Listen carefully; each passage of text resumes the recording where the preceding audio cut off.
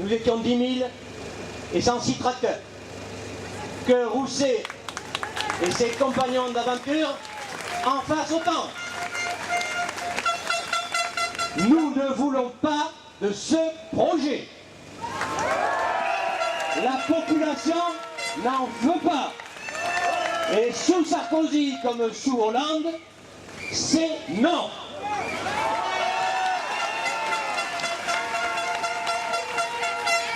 Aujourd'hui, au-delà de ce message simple, je tiens à donner et à rendre hommage à ceux à qui il faut rendre hommage, c'est-à-dire à vous tous ici présents. Lorsqu'ils ont pointé leur nez avec leur langue de marbre et leur cervelle de béton, le dossier GPSO sur le bras, nous avons bien flairé les estimations bidons, le projet falsifié, le débat confisqué, le passage en force. Et les études indépendantes nous ont donné raison. Et notre intuition est devenue une certitude. Nous avons relevé un à un et patiemment tous les arguments.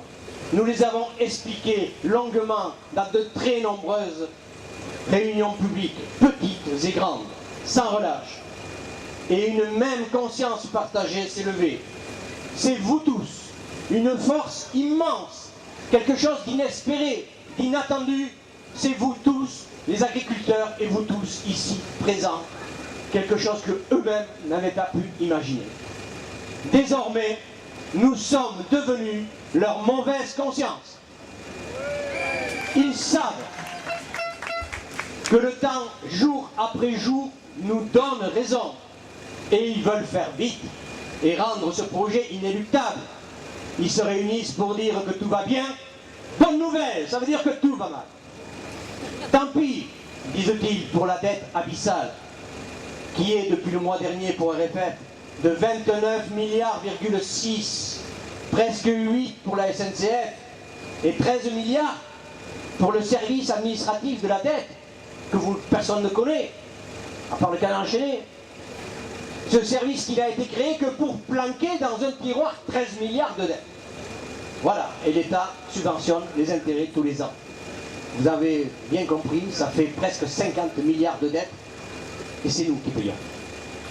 De l'Allemagne au Maroc, de l'Italie à la Grande-Bretagne, au Pays Basque, en Gironde, dans le Lot-et-Garonne, dans les Landes, dans le Limousin, dans le Var, en Bretagne, les opposants contre les grands projets inutiles et imposés se lèvent en même temps et se retrouvent de plus en plus suivants.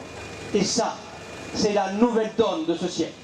Le changement, maintenant, le vrai, celui de la prise de conscience et de la résistance, c'est vous. Merci.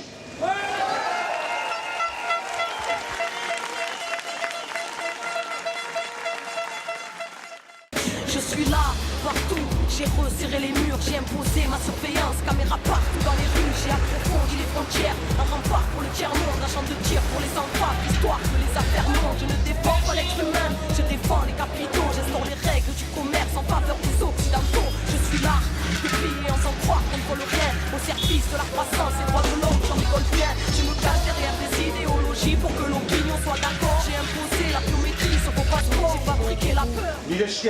Randibat Benner.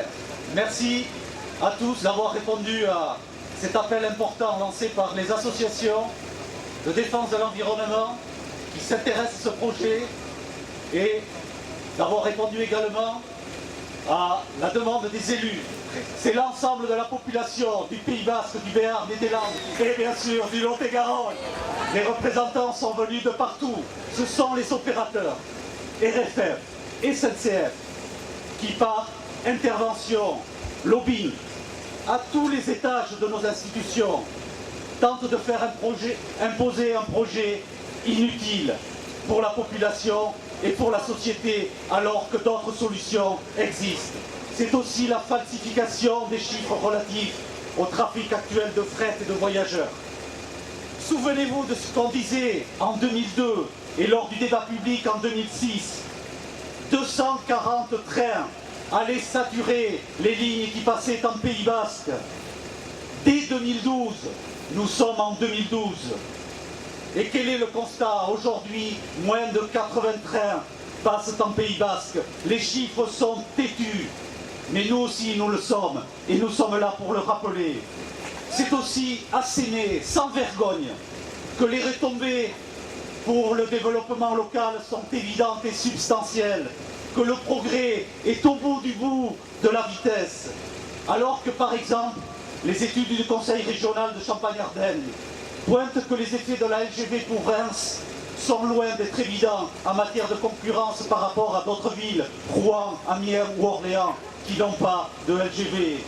D'autres exemples, pas loin de chez nous, l'agglomération de Rodez, 25 000 habitants et 70 000 si on compte toute l'agglomération, est un espace très dynamique avec un taux de chômage faible, 5,20 en 2010. Il n'y a pas de LGV.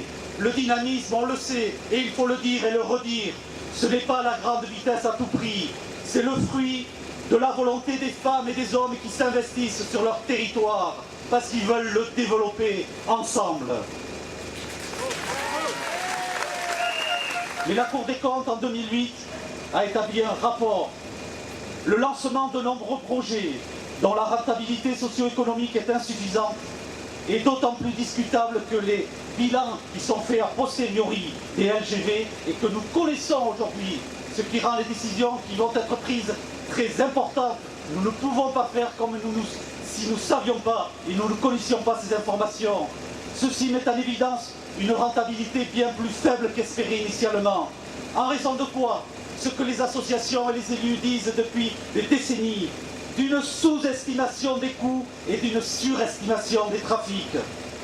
Les évaluations préalables de la rentabilité socio-économique des investissements, ce que je rappelais tout à l'heure, c'est-à-dire bien sûr ce que l'on peut chiffrer, les coûts monétaires et les avantages monétaires, mais également les coûts et les avantages non monétaires.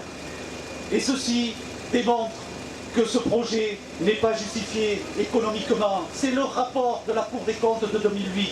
La Cour souhaite qu'une priorité soit donnée, soit accordée aux opérations de renouvellement des équipements, sur les investissements de développement, nouvelles voies LGV, pour remédier à la dégradation du réseau et améliorer la performance.